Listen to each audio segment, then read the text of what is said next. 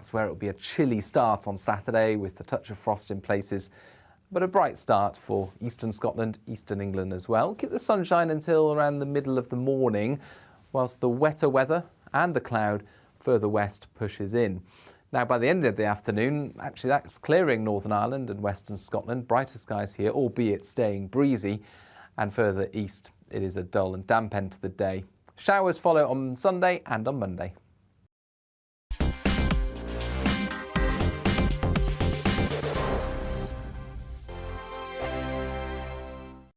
We are GB News. And we'd like to say thank you to each and every one of you for helping our great nation find its voice. We're absolutely everywhere. Across England, Scotland, Wales and Northern Ireland. On TV, on radio and online. We're proud to be the People's Channel, Britain's news channel. Hello, I'm Michelle Dewberry and you can join me every weekday 6 till 7 on Jubes and Kerr. Me and my panel will get stuck right into the day's events, and I can tell you, in fact, I can warn you, expect some robust debates, some strong opinions and perspectives from both sides of the fence. It's about you at home as well. I love to read out all of your comments, or at least as many as I can. So join me, Michelle Dewberry, Monday to Friday, 6 till 7 on Jubes and Kerr. Join my show Farage, 7 p.m. till 8 p.m. Monday through Thursday, and there you will get opinion, analysis, debate, and I'll cover stories that nobody else dares to touch. You've been cancelled. Join the club. Oh my goodness me! And then for the last 15 minutes, talking pints. We're over a drink. We have a civilised conversation with someone. We very often disagree, but we do it in a grown-up way. Come and join me on Farage. On the Mark Steyn Show, we cover the stories a lot of people are scared even to mention. The stuff that really matters with some of the world's biggest thinkers. Now is his opportunity to kind of take the steering wheel of history. Break away from the flop at 8 o'clock on GB News with the Mark Steyn Show. Hello, I'm Esther McVeigh. And I'm Philip Davis. Whether you're watching or listening on TV, online or on radio, we handpick the latest stories, debates and expert opinions for your weekend. So whether that's politics, news or showbiz, we've got it covered. Join us every Saturday morning at 10 o'clock on GB News. Hello, I'm Alastair Stewart, and I'd invite you to join me at noon on Saturdays and Sundays for Alastair Stewart and Friends. I've been in this business for over 40 years. Now, here at GB News, I've never been happier. I get to choose the big stories that really interest me. We hear what you have to say, and you hear what I have to say. I really hope you can join me, noon on Saturdays and Sundays. I'm Mark Dolan. Join me at 11 on GB News for Headliners, in which I'll be joined by two of the UK's top comedians discussing tomorrow's papers. If it's an important story, we'll cover it, but we'll have some fun along the way. Headliners, the late night paper review that won't send you to sleep like the others will. 7 nights a week at 11 p.m. on GB News.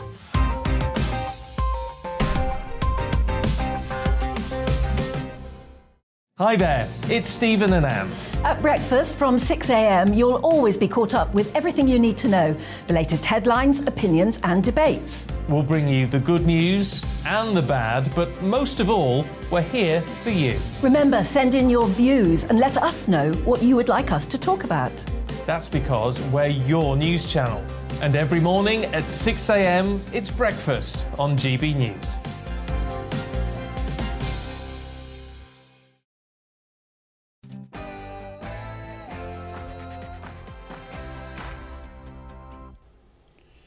Hey, welcome along to the Mark Steyn Show. If that doesn't do it for you, how about the Bev Turner Show? It starts Monday morn on GB News, but Miss Turner herself is here to give you a taste of what you're in for. 5 days a week on GB News. You won't want to miss that. Lots of news today. Interest rates up. Imran Khan down. Poor fellow got shot today. He's in stable condition. There's also a disturbing report on the Ariana Grande Manchester Arena bombing. This has never happened again. And little boys are allegedly getting raped at England's migrant hotels. We're going to cover it all with Bev. And with Ben Habib and Leilani Dowding and James Melville, plus the most important part of the show, that is you. What's your take? Email me, gbviews@gbnews.uk. You can tweet me at gbnews. Grab yourself a cuppa or a snifter. According to taste, it's all coming your way after Polly Middlehurst with the latest news.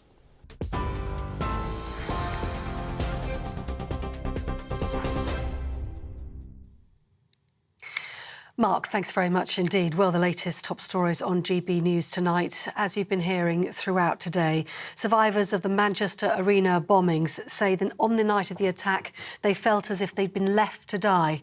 That, as a highly critical inquiry found, there were significant failings by the emergency services. The victims' families have described the multi-agency response as catastrophic, saying it showed the system was truly broken and needed a complete overhaul. 22 people were killed and hundreds were injured during an Ariana Grande concert in 2017. 12 years after 7/7, the same things went wrong again at Manchester Arena. The complete and utter failure of the government and the emergency services to learn those lessons and implement them on a national level is wholly unacceptable. This must never happen again. Well, Greater Manchester Police apologised unreservedly for the failings of the emergency services. Beyond the selflessness and professionalism of so many of our frontline staff, it is also clear that our coordination of the response to this atrocity was poor. We had failed to plan effectively, and the execution of that which was planned was simply not good enough. Well, in other news today, the Bank of England warned there's a tough road ahead for the UK as it raised the interest rate for the 8th time in a row in order to tackle soaring inflation. The base rate is going up from 2.25% to 3%, which is the single biggest rise in more than 3 decades. Downing Street has said there are difficult choices to come on tax and spending following the hike, but the bank says the country is on course for its longest recession since the 1920s. The Home Secretary has been visiting 2 immigration centres in Kent today as she comes under increasing pressure over the migrant crisis. Suella Braverman says she met with experts at both the Western Jetfoil and Manston sites to see what progress was being made in reducing the number of people there. The government now faces potential legal action over the allegedly poor living conditions inside the Manston facility. Downing Street says 1,000 migrants have been relocated from the site since Sunday. And as you've been hearing, the White House has strongly condemned an attack on Pakistan's former Prime Minister Imran Khan. He was shot in his leg after a gunman opened fire on his convoy. The assassination attempt happened as he was leading a protest march on the capital, Islamabad, to demand a snap election. Mr. Khan is currently in hospital. His injuries aren't thought to be life-threatening and his condition is described as stable. You're up to date on TV, online and DAB+ radio. You're with GB News, where now it's time for Mark Steyn.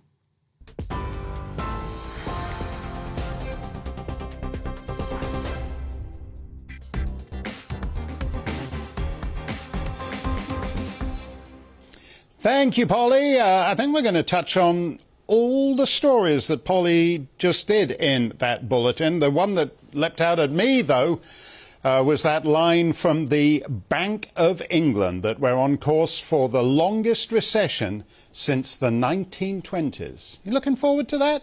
And that's before we get to all the other stuff like the migrants and the Manchester Arena bombing and Imran Khan getting shot.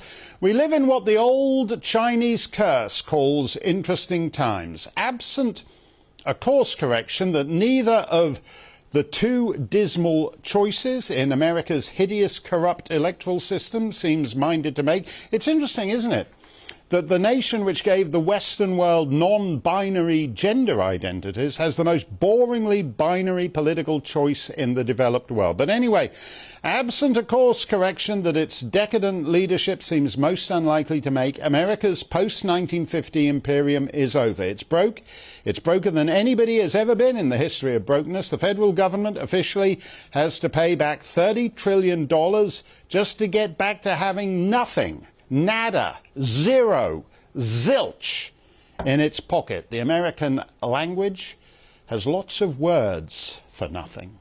No one else has ever paid back $30 trillion in the history of mankind.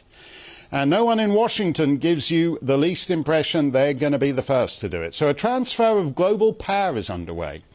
Nobody in our generally useless media much talks about it, but interestingly, they assume it. Earlier today, I was checking in with the BBC. That was my first mistake. And this is their headline over there. Look at this thing. Can the US live in Xi Jinping's world? So it's Chairman Xi's world. We just live in it and pay for it. This has implications not just for America, but for a second-ranked power too. The transfer of global leadership from the British Empire to the American Republic, from the old lion to her prodigal son, was the smoothest in history, to the point where it will be treated by historians as a single era, as the Roman Republic and the Roman Empire are. I made that point in an excellent bestseller I wrote over a decade ago, After America. Well worth your time, still available in paperback. All you have to do is add a couple more zeros to the numbers I cite in there.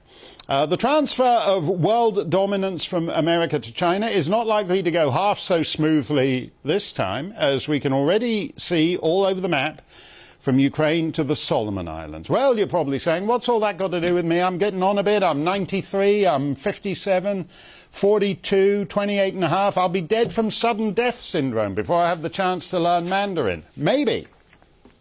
Maybe, if you're lucky.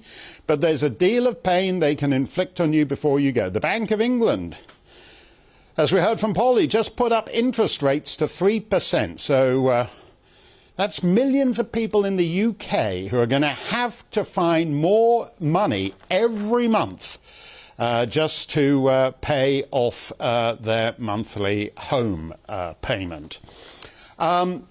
That 3%, by the way, bears no actual relation to the rate of inflation or anything else. The Office for National Statistics just reported that basic grocery items, such as tea bags and pasta shells, have now gone up 17%. So that's 6 times the Bank of England's new interest rate. But the bank is trying to get you slowly, unobtrusively, non-violent, revolutionarily adjusted to the idea that money is no longer free, that borrowing money will now cost you money. We've had no such thing as an interest rate since the early years of this century. In fact, just 3 years ago, European banks would pay you to borrow their money. Headline from the Washington Post. Banks are paying people to borrow money. That's alarming news for the global economy. That's not a joke. If you wanted to borrow, say, 200,000 euros from the Jyske Bank in Denmark, you only had to pay back 199,000 euros. You could borrow a big chunk of money and you had to pay back less. And as I said, that was just 3 years ago. Washington Post, August 14th, 2019. Whether or not it was, quote, alarming news for the global economy, we never got to find out, because at pretty much that exact moment, the more ambitious chappies at the Wuhan Institute of Virology were fine-tuning the big one for global release a few weeks later. The virus itself was not that lethal. In the UK, the median age of death from the COVID has always been above UK life expectancy.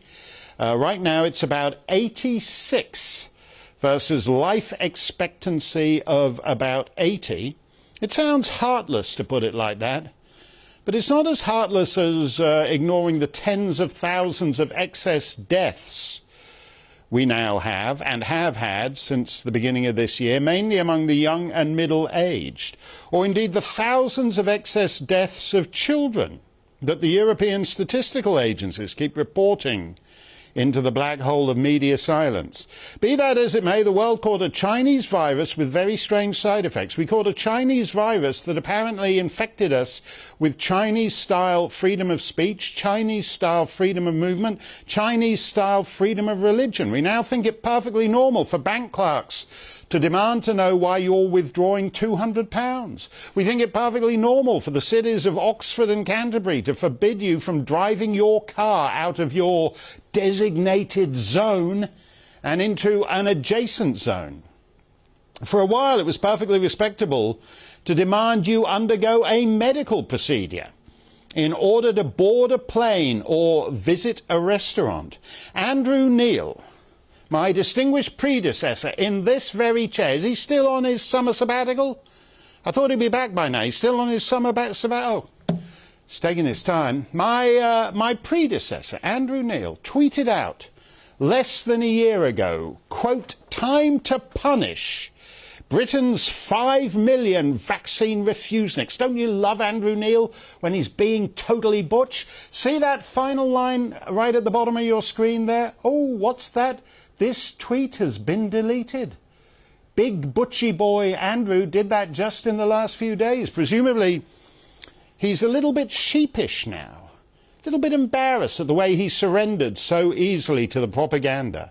But I'll tell you something, I bet he'll do it again next time over whatever the next thing is, won't he? Because just that's the easy call to make, to go along with it.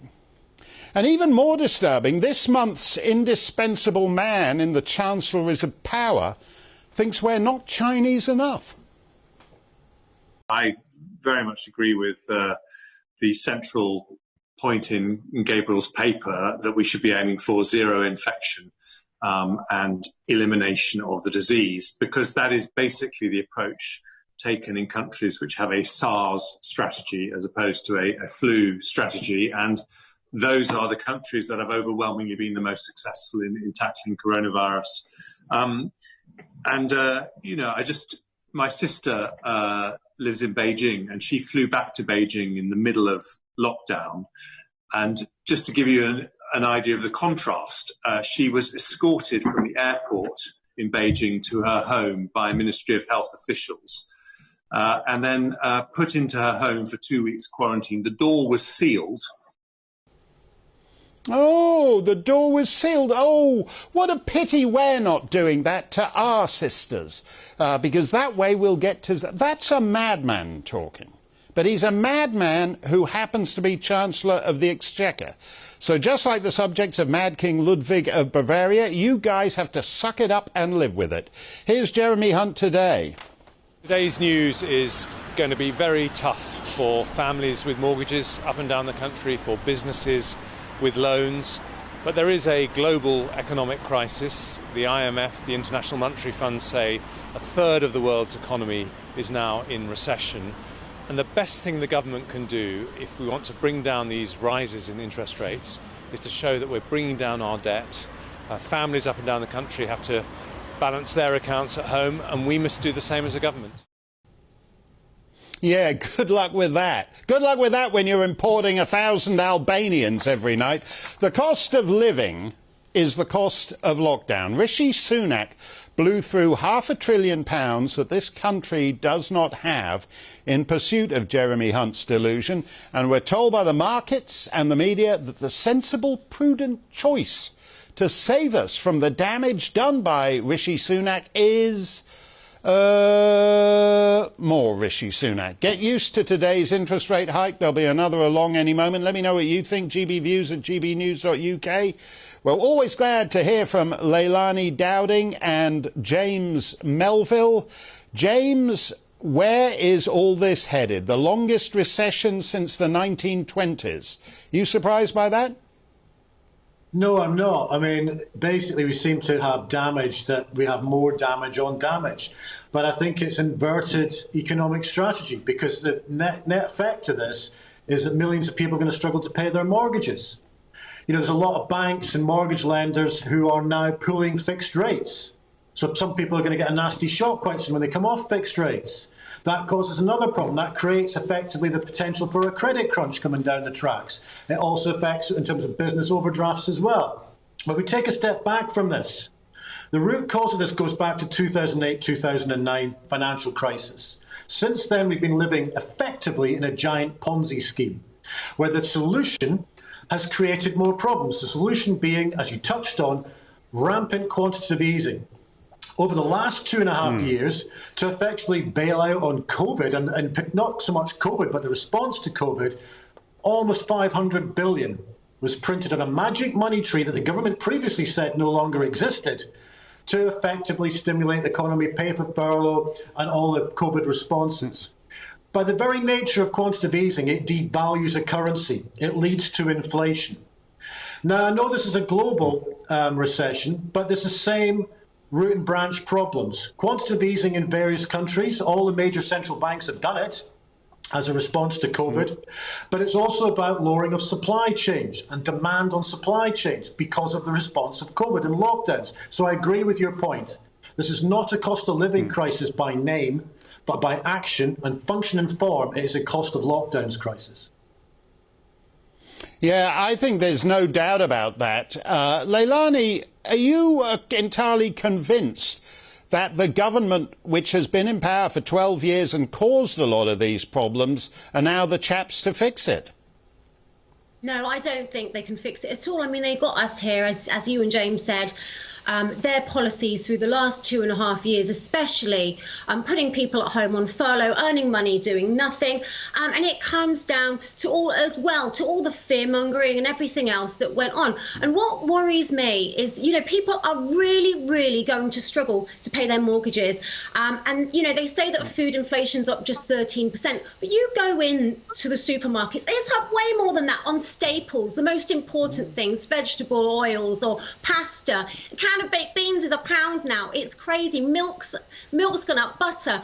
Some things have doubled. So 13% is an absolute joke, and they're taking us for complete and utter fools. Another thing that worries me is during the crash of 2008,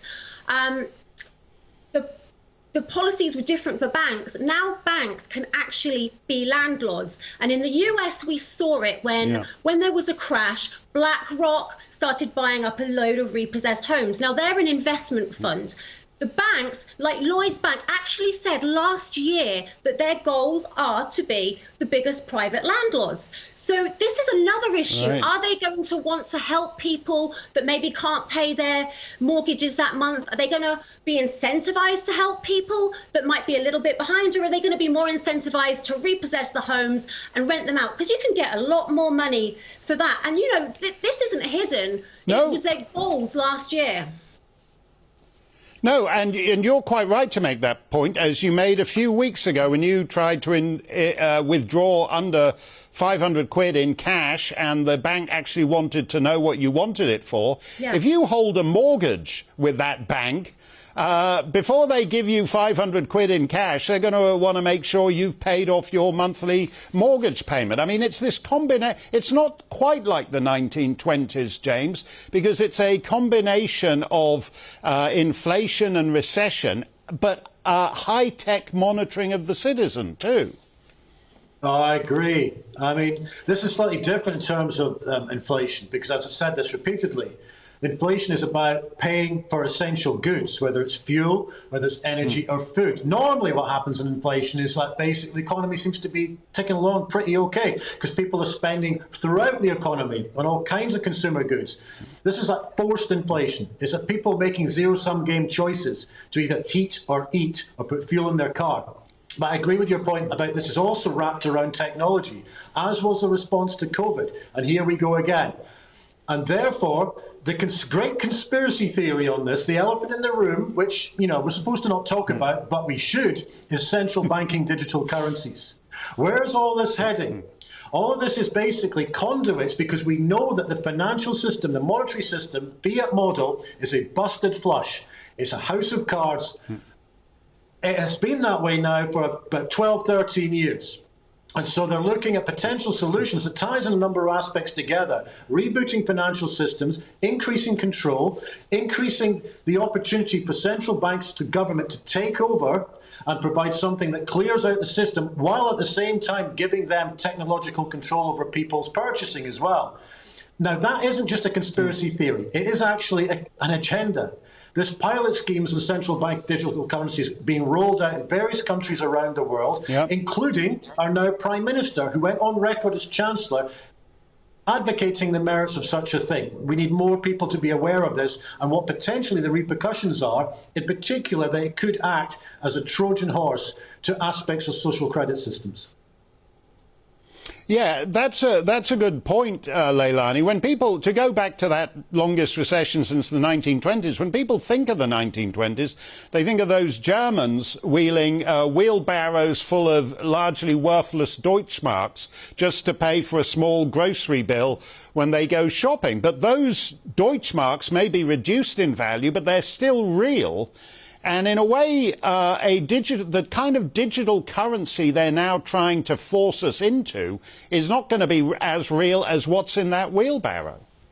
No, and it has come out of Rishi Sunak's mouth that he's been talking about these central bank digital currencies. And he's also mentioned about them being programmable, meaning, you know, you can determine what people purchase with them. So again, it comes down to control.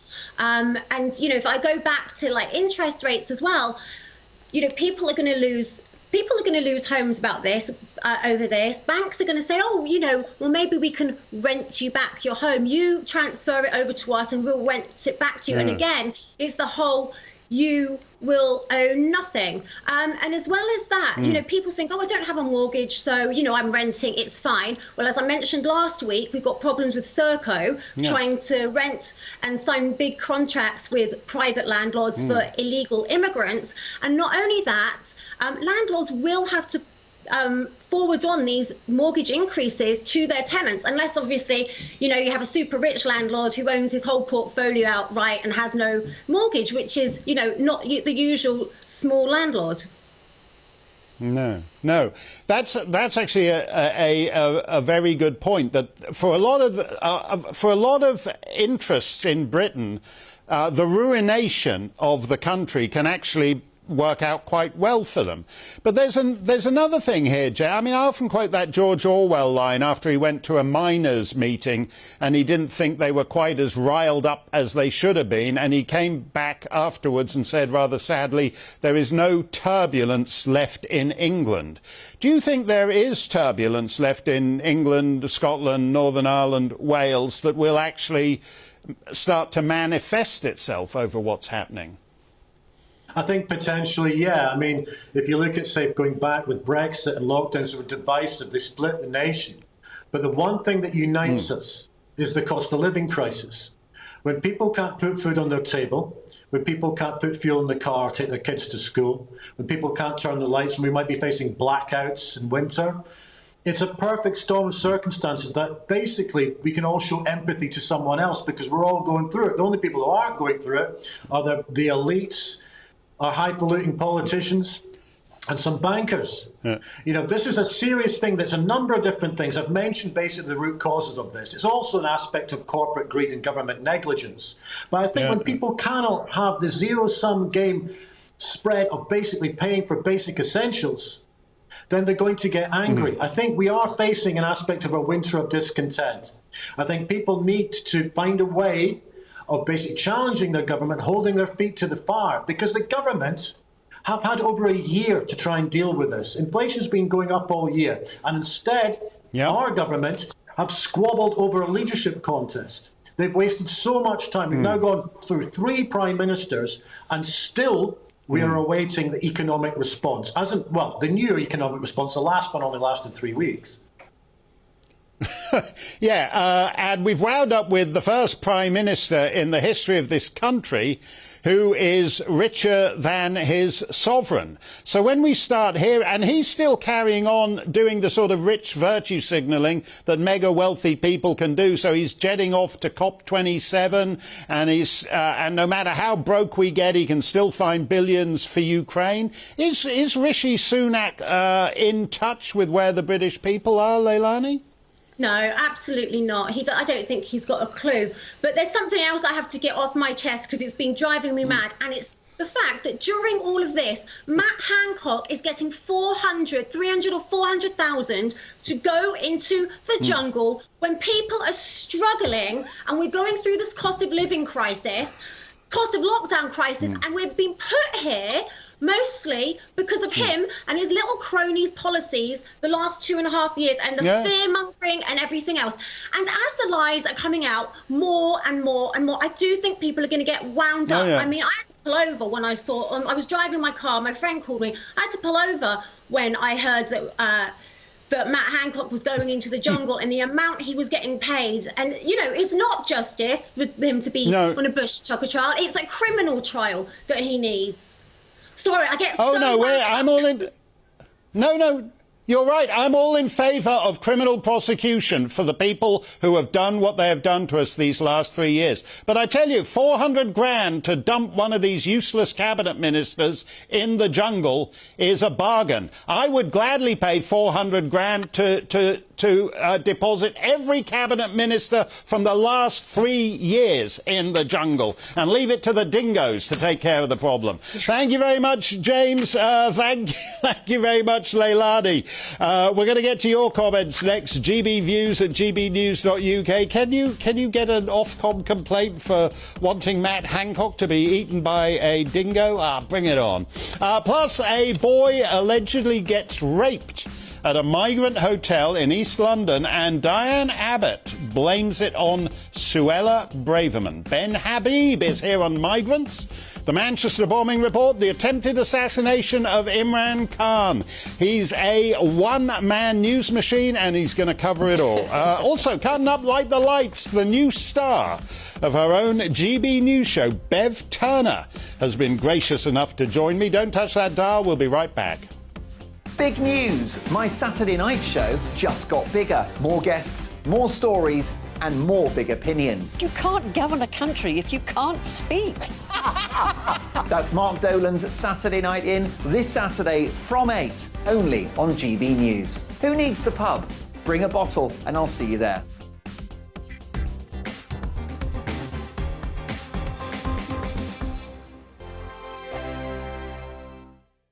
We are GB News, and we'd like to say thank you to each and every one of you for bringing us your conversations, for helping our great nation find its voice. We are here for you on radio, television, and online, across England, Scotland, Wales, and Northern Ireland. It's not the BBC, you know, you actually get your facts right. We are proud to be GB News, the People's Channel, Britain's news channel. I'm Dan Wootton. Join me Monday to Thursday from 9 to 11 for the feistiest and most fun news debate on TV, where free speech reigns. I'll bring you a sharp take on the day's biggest stories, bombshell newsmaker interviews, and A-list guests. And I guarantee you, no spin, no bias, no censorship, and no reason to go to bed. That's Dan Wootton Tonight, Monday to Thursdays from 9 on GB News.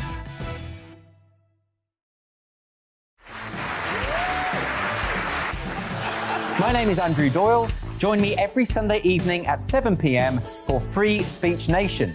This is a show where we address current affairs and news stories of the week with the help of two wonderful comedian panellists. I brought in comics because I want to give it a lighter edge, and also they work for less. See you there.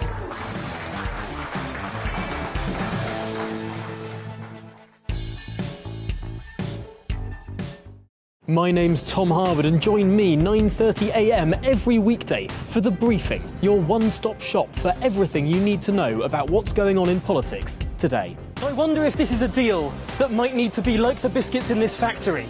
twice baked. Is there not an opportunity here to win out against the extremes? Tom Harwood, GB News. What are you going to do about it?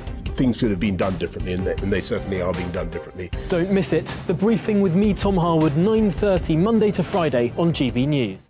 On Mark Dolan tonight, we have a simple plan, which is to inform, stimulate and entertain in equal measure. It's all about getting your opinions on the national television airwaves. I love my viewer emails, mark@gbnews.uk. So do join me every Friday, Saturday and Sunday for big guests, big opinions and a big presenter. 6'5", don't you know? See you then on GB News. Join me, Arlene Foster, for the Briefing on GB News. Every Friday at 3 p.m, I'll give you all the latest political news and analysis, and we'll have robust live debate. To make sure that you're caught up on all of the biggest issues of the day, we'll bring on experts in their field. I'll ask the questions that you'd like to ask. We're not afraid to tackle discussions from all perspectives, including yours. Don't forget, the Briefing with me, Arlene Foster, every Friday at 3 p.m. on GB News. We are GB News, right across the nation. You can get us on television, on radio, on digital. We're absolutely everywhere. Amazing! You see, amazing! You remind me of me in the European Parliament. But here's the most important bit. We are not part of the mainstream establishment. We think and speak just like you do. We are the People's Channel. Magnificent. That's really, really thoughtful. Come and join us on GB News, the People's News Channel.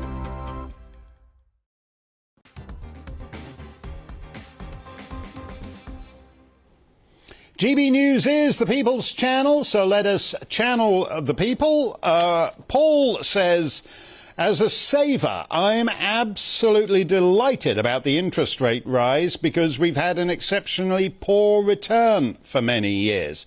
However, there does have to be a good balance between savers and those with mortgages. If there'd been nothing, if you put money in the bank to get a return on it, you haven't been able to do that for whatever it is, best part of 20 years now, I'd recommend putting it in a shoebox under the bed, except they redesign all the banknotes every 6 months, so the money's no longer legal tender. If you are keeping cash under the bed, watch out for when they introduce the new notes with the new king, because if you've got a ton of stuff with Her Late Majesty under the bed, they're going to make it worthless. Norman says, I'm sure it won't affect the 40,000 illegal migrants that arrived this year. That's all that matters, not the 70 million tax-paying citizens. Oh, I wish there were 70 million taxpayers. The tax base would be a lot healthier, but it's way below that. And the 40,000 illegal migrants, that likewise is well below the real figure, Norman. TM says it's going to crucify most of us on lower wages that are already just able to pay the high bills. Funny how wages don't go up to pay for these increases. That's actually what James was talking about. That when you print a whole ton of money through quantitative easing, you put inflation in play. The price of things goes up. Meanwhile, everybody's sitting at home on furlough and not working, and the wages stay down and depressed. Don't be in any doubt about this. Rishi Sunak did that to you. Eyes Peeled says, I fear the cost of my government going up more than my mortgage. At least I can control spending, and who comes into my house? The government can't for the country. No, they've got open doors. When Jeremy Hunt says, oh, well, just like any other household, we in the government have to live within our means. Oh, really? Well, I don't see any household anywhere in these islands that just randomly admits more and more people to live in the spare bedroom every night, like you're doing, genius Jeremy.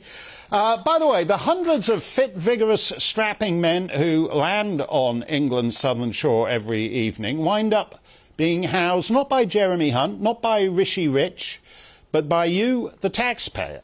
You very generously provide these strapping young lads, not just with bed and board, but with telephones and spending money. However, they are young and red-blooded, and they have their appetites, and you do not want to be in the vicinity when they get a yen to satisfy them. At an East London migrant hotel, a boy was allegedly raped by a man in his 30s. But not to worry, according to Diane Abbott, it can all be cured by firing Suella Braverman. Tweet from Miss Abbott. Teenage boy raped at hotel. Housing refugees, terrible case. But it is what happens when you demonise migrants and take no responsibility for safeguarding migrant children. Hashtag Suella Braverman out. Suella Braverman out, and the child rape just clears right up. That's Diane Abbott's view. On the other hand, you can get it straight from the rapist's mouths. Here's a telling quote that our chum Leilani posted earlier today. Quote, Afghan migrant who sexually assaulted underage girls and raped a 12-year-old boy after arriving in France tells court, in my country it is normal to have sex with young boys. In my country it's normal to have sex with young boys. Gosh, that's very vibrantly diverse, don't you think? As Queen Victoria apocryphally advised, lie back and think of England. We'll get to that with former MEP Ben Habib in just a moment. But first, Ben, just quickly, the Pakistani cricketer turned Prime Minister Imran Khan was shot in Wazirabad today. Not seriously, but what do you make of this? Well, you know, I was casting my mind back, just waiting to come on previous leaders in Pakistan and trying to remember if there's ever been really a truly peaceful transition from one leadership to another. And I think the vast majority, if not all, in modern times have either exited office because they've been hanged, assassinated, or exiled. And, Imran Khan has irritated the army. In his choice of he had a sort of disagreement with the head of the army, and that was the beginning of the end of his premiership. There was a vote of no confidence in the government back in April, and he was ejected. And he saw that as a constitutional coup supported by the Supreme Court of Pakistan, and he's been on a mission ever since then to get a general election. You know, resonates a bit with the United Kingdom insofar as the story goes so far, but. You know, Pakistan is prone to violence. You know, there are bombings on a repeated and frequent basis, and there are shootings.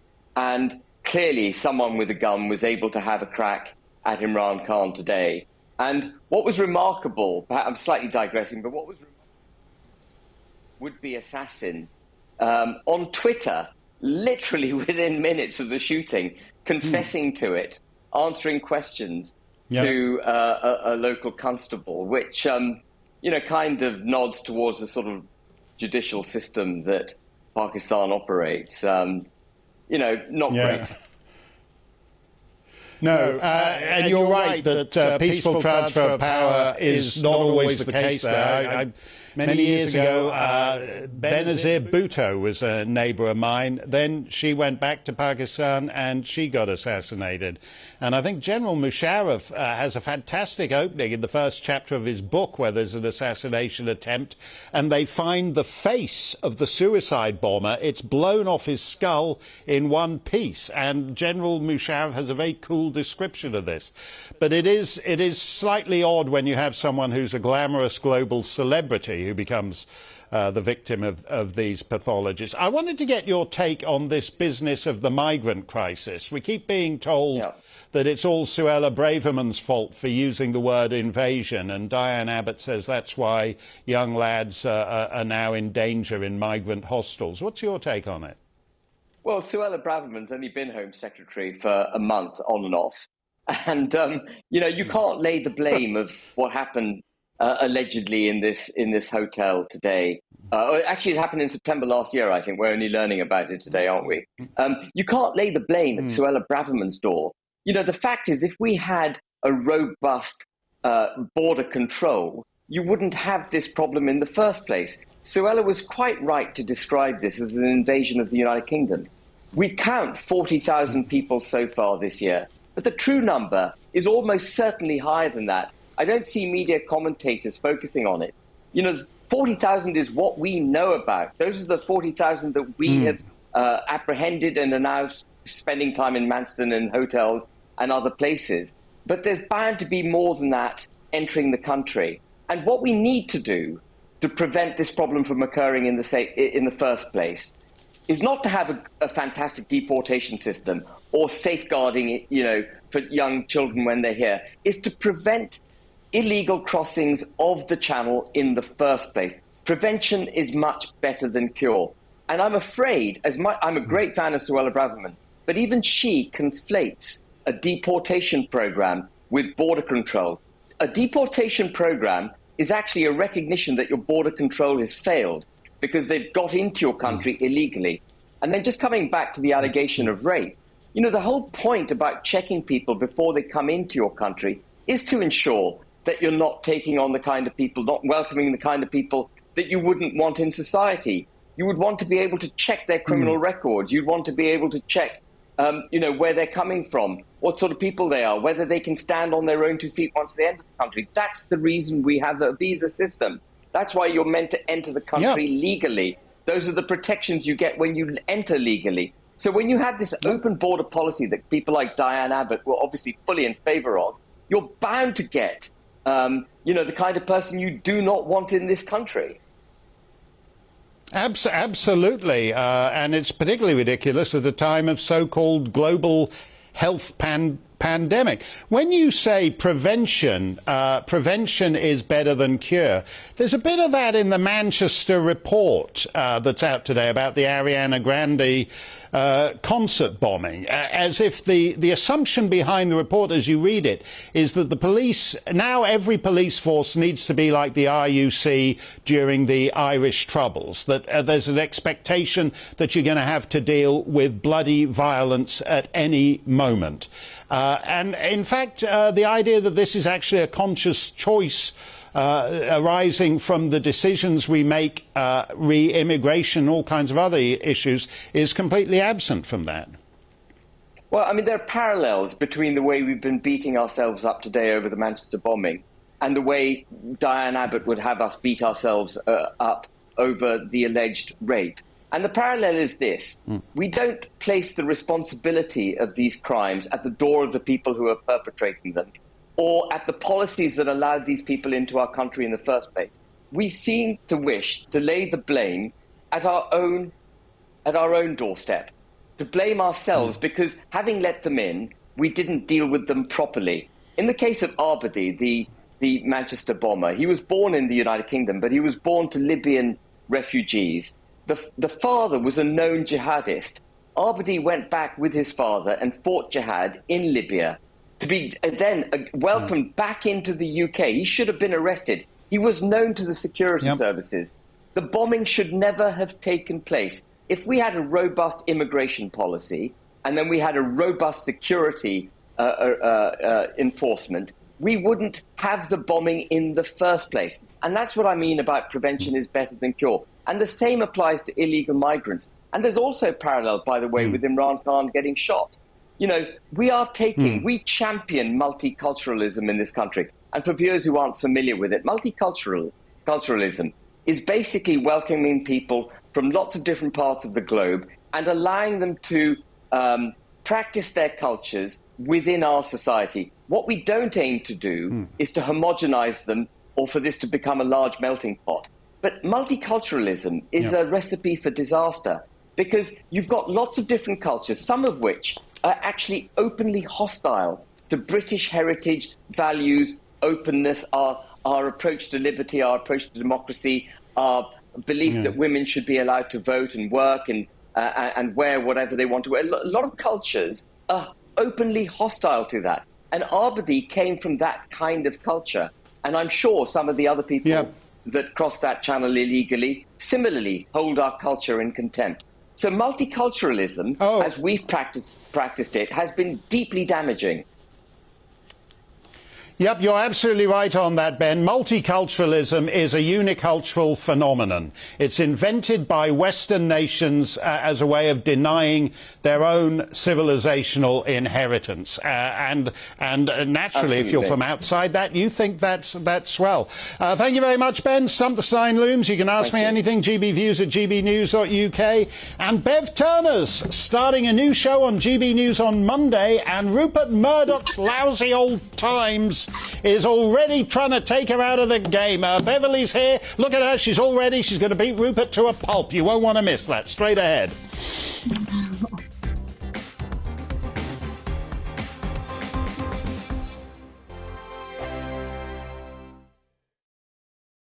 Hello there, it's Eamon Holmes here from Breakfast on GB News. We're not just on your television and your screens, you know. We're on DAB plus digital radio, so you can listen to your favourite shows on the move. If you've not yet listened to GB News Radio, it's very simple. We're on your radio player and tune-in apps, on your smart speaker, phone or tablet, or online at gbnews.uk. Take us with you wherever you go. GB News Radio. You never have to miss a moment of the People's Channel. Hello, I'm Simon Evans. Join me on GB News for Headliners at 11 p.m, where I'll be joined by two of the country's top comedians as we take a look at tomorrow's newspapers tonight. If it's a big story, we'll be covering it, I guarantee, but we'll also have some fun along the way. That's GB News Headliners at 11 p.m. We won't put you to sleep, unlike some of the other paper review shows out there. So join us, 11 p.m, 7 nights a week. I'm Mark White. As GB News Home and Security Editor, I cover those key issues that are so important to you. Our authorities, our communities doing all they can to combat violent crime. With the public services under unbearable strain, why are we still failing to control our borders? Defence, the first priority of any government, has been continually hollowed out. Can we trust our politicians to protect the armed forces? Join me, Mark White, on GB News. Join me, Nana Akue, on Friday, Saturday and Sunday afternoons on GB News. Expect fiery debate and passionate discussion as me and my panel tackle some of the biggest topics hitting the headlines. It's a place for everyone's opinion. No one gets cancelled, but no one gets an easy ride. Oh, she's on it today. Be ready for conversations that are fierce, frank, and of course, fun. Every Friday, Saturday and Sunday afternoon from 4 p.m. on GB News. Every morning from 6 o'clock, we'll wake you up with GB News Breakfast with all the stories you didn't know from the night before. So whether it's serious news, entertainment, or your own views from all over our great nation, we're here to kick off your day with a smile. And the national media should be reflecting and reporting what's happening here. You will notice the northwestern accents. Whether you're with us on TV, radio, or online, every morning, it's breakfast from 6 a.m. Hope you can join us. Every Saturday at 2 o'clock, join me, Darren Grimes, for Real Britain. I'm not afraid to give you a platform and say it how it is. Come on, make the case. Something like this is very, very important to people. And we're always up for a laugh on this show. God, honestly, you'd think there were no problems in the world. Real Britain, every Saturday on GB News. On the Mark Steyn Show, we cover the stories a lot of people are scared even to mention. The stuff that really matters with some of the world's biggest thinkers. Now is his opportunity to kind of take the steering wheel of history. Break away from the flop at 8 o'clock on GB News with the Mark Steyn Show. We are GB News. And we'd like to say thank you To each and every one of you. For helping our great nation Find its voice. We're absolutely everywhere. Across England, Scotland, Wales and Northern Ireland. On TV, on radio and online. we're proud to be The People's Channel. Britain's news channel.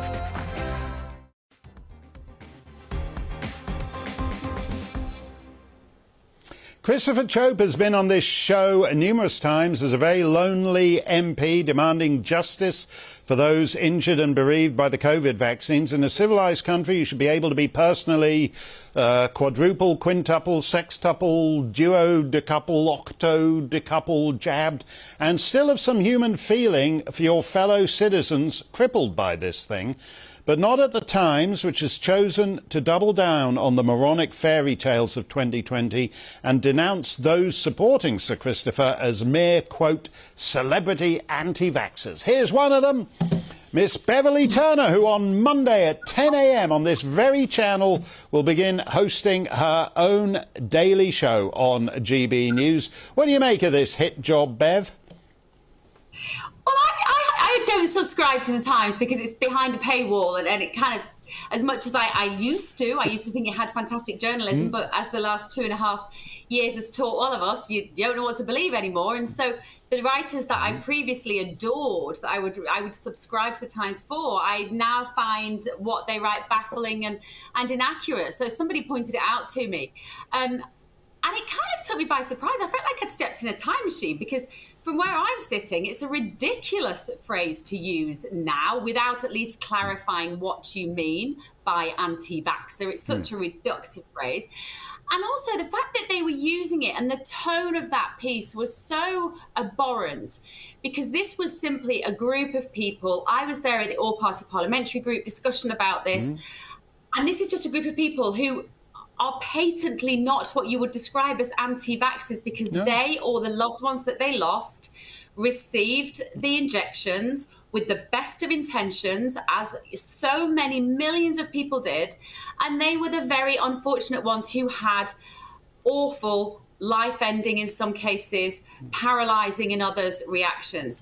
So to write a piece about their desire to what were they trying to do? All they're trying to do is to get some answers. All they're trying to do is to have a group of people in positions of authority with more power than them to sit down and say, what did we do? Did we do this right? Should we be continuing to roll these jabs out now indiscriminately to all age groups? That's all they want, Mark. They're not asking for anything else. They need financial support as well, as you well know.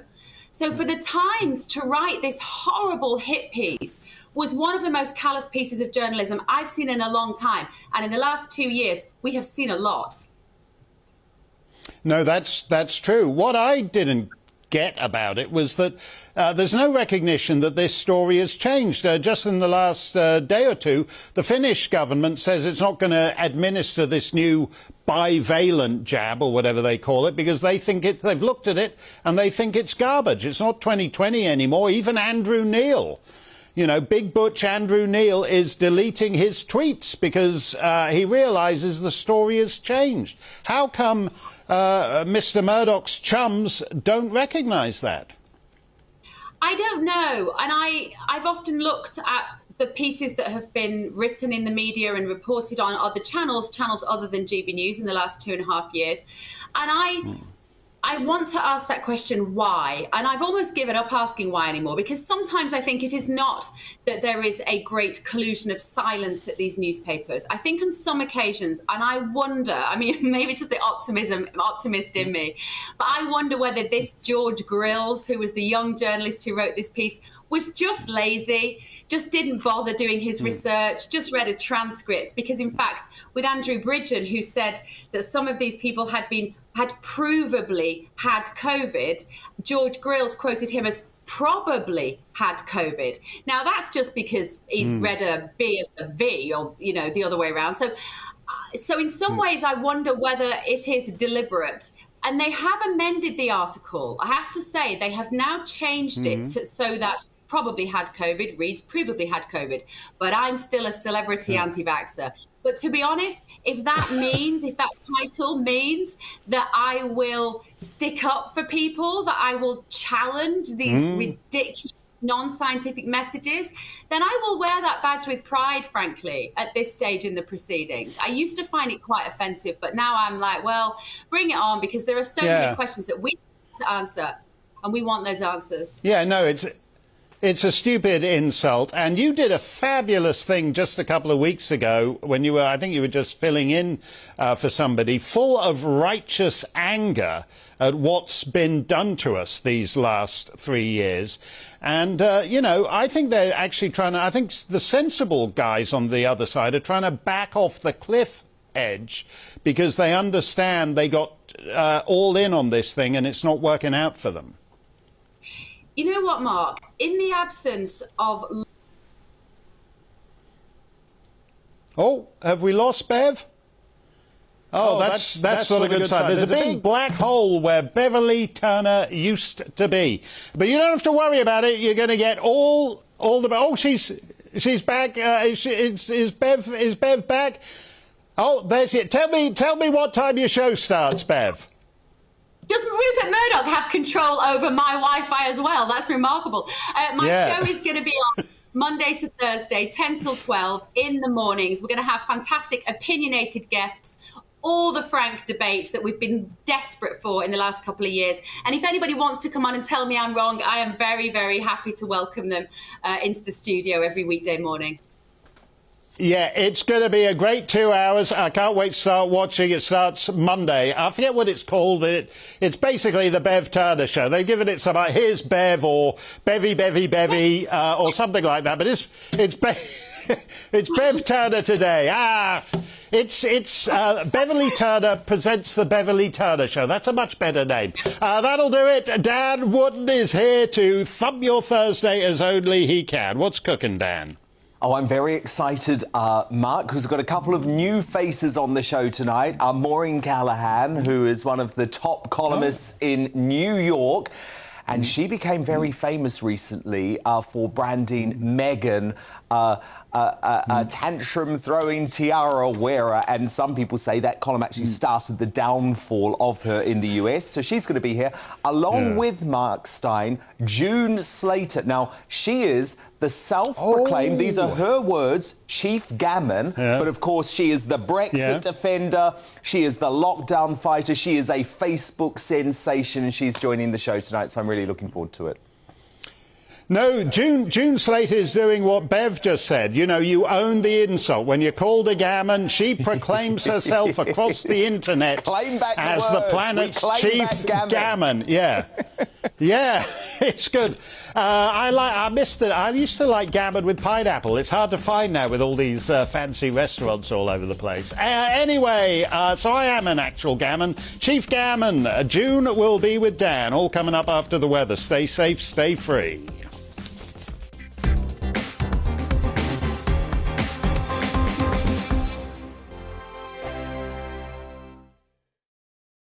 We are GB News. And we'd like to say thank you To each and every one of you. for helping our great nation Find its voice. We're absolutely everywhere. across England, Scotland, Wales and Northern Ireland. On TV, On radio, And online. We're proud to be The People's Channel. Britain's news channel. Hello, I'm Michelle Dewberry, and you can join me every weekday 6 till 7 on Jubes and Kerr. Me and my panel will get stuck right into the day's events, and I can tell you, in fact, I can warn you, expect some robust debate, some strong opinions and perspectives from both sides of the fence. It's about you at home as well. I love to read out all of your comments, or at least as many as I can. So join me, Michelle Dewberry, Monday to Friday, 6 till 7 on Jubes and Kerr. Join my show Farage, 7 p.m. till 8 p.m. Monday through Thursday, and there you will get opinion, analysis, debate, and I'll cover stories that nobody else dares to touch. You've been cancelled. Join the club. Oh my goodness me! And then for the last 15 minutes, talking pints. We're over a drink. We have a civilised conversation with someone. We very often disagree, but we do it in a grown-up way. Come and join me on Farage. On the Mark Steyn Show, we cover the stories a lot of people are scared even to mention. The stuff that really matters with some of the world's biggest thinkers. Now is his opportunity to kind of take the steering wheel of history. Break away from the flop at 8 o'clock on GB News with the Mark Steyn Show. Hello, I'm Esther McVeigh. And I'm Philip Davis. Whether you're watching or listening on TV, on